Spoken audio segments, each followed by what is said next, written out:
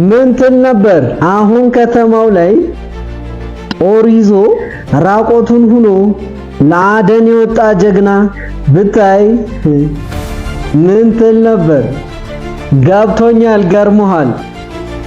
ግን በዚህ የኢንፎርሜሽን ዘመን ሲቪ ይዞ ለስራ ቅጥር መዞር ከዚህ በምን ይለያል?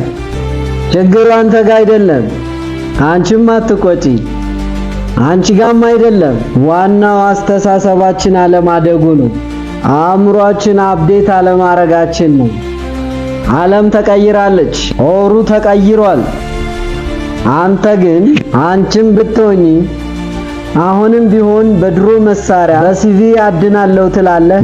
አእምሮ ለዘመኑ በሚመጥን መልኩ አፕዴት ማድረግ ከፈለክ ባዮ ላይ ያለው ሊንክ ተጫን።